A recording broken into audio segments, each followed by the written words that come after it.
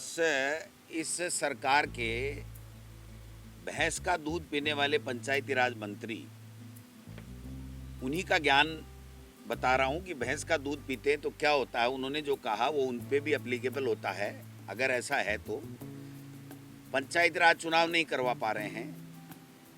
हमारे 2500 से 3000 करोड़ रुपए के लगभग हमारे केंद्र सरकार ने रोक रखे हैं। राज्य निर्वाचन आयोग ने यहाँ पर पंचायती राज की वोटर लिस्ट तैयार कर ली है।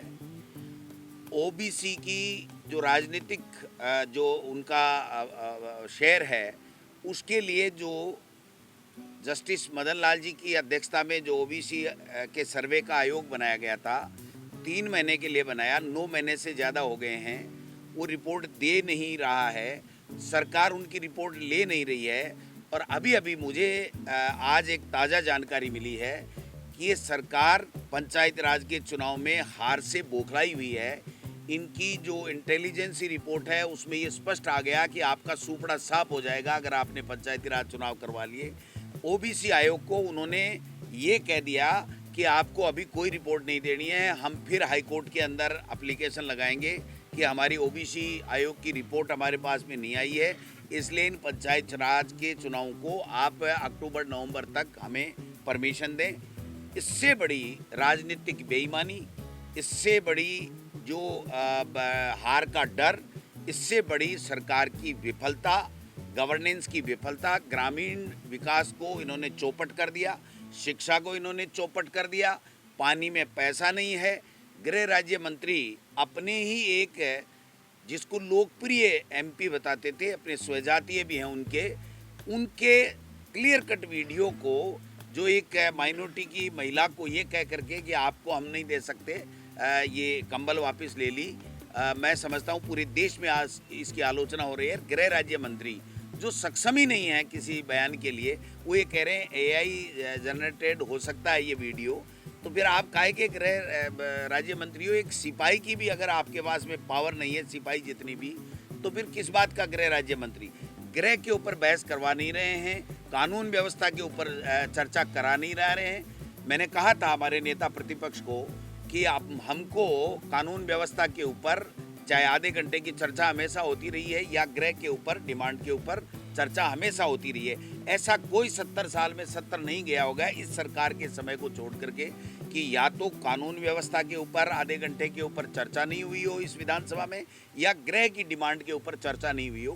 पहली बार, पिछली बार भी नहीं कराया, अब भी नहीं करा रहे हैं, क्योंकि गृह मंत्री माननीय मुख्यमंत्री जी स्वयं हैं, वो जवाब देने में सक्षम नहीं है, केवल पढ़ने में सक्षम है। पढ़ने में भी 1000 गलतियां करते हैं। तो इस सरकार ने पूरे राजस्थान में ग्रामीण विकास का भट्ठा बैठा रखा है, शिक्षा का भट्ठा बैठा रखा है, कानून व्यवस्था नाम की कोई चीज़ नहीं है।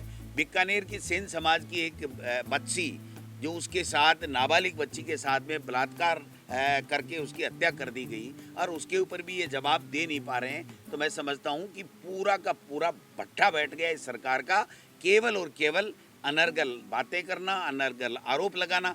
मैं पूछना चाहता हूँ पंचायत राज मंत्री जी से कि 12 महीने लगा दिए आपने परिसीमन करके, और चुनाव आयोग ने जब वोटर लिस्ट तैयार करके और चुनाव की प्रक्रिया शुरू कर दी, तो अब आप चुनाव क्यों नहीं करवा पा रहे हैं? ऐसी क्या मजबूरी आपकी है? आप बताइए।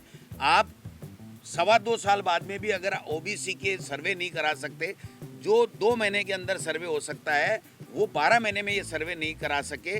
कहने का मतलब ये है कि सर्वे हो चुका, लेकिन उस आयोग को ये कह दिया गया कि हमें चुनाव नहीं कराना क्योंकि हमारी फजीती होगी, हम हारेंगे बुरी तरीके से, इसलिए ये चुनाव नहीं करा रहे। हम लोग विधानसभा के अंदर भी जब आखिरी में अप्रोप्रिएशन बिल पे बोलेंगे जूली साहब, तब भी हम लोग इस बात को उठाएंगे, और इस विधानसभा के सत्र के बाद में हम राजस्थान में पूरे में एक आंदोलन कांग्रेस पार्टी की तरफ से खड़ा करेंगे कि ये हार के डर से हमारा जो संवैधानिक अधिकार है, हमारे संविधान में 243 में 5 साल के अंदर हर हालत में पंचायत राज का चुनाव होना चाहिए, और 143 के अंदर नगर निकाय का चुनाव होना चाहिए। ये दोनों चुनाव ये नहीं करवा करके राजस्थान के हितों के साथ में कुठाराघात कर रहे हैं। राजस्थान का जो ग्रामीण और नगर निकाय का जो जनप्रतिनिधि का जो उसका संवैधानिक अधिकार है 5 साल में चुनाव करा करके जीतने का, चुनाव लड़ने का, उसको समाप्त करने जा रहे हैं।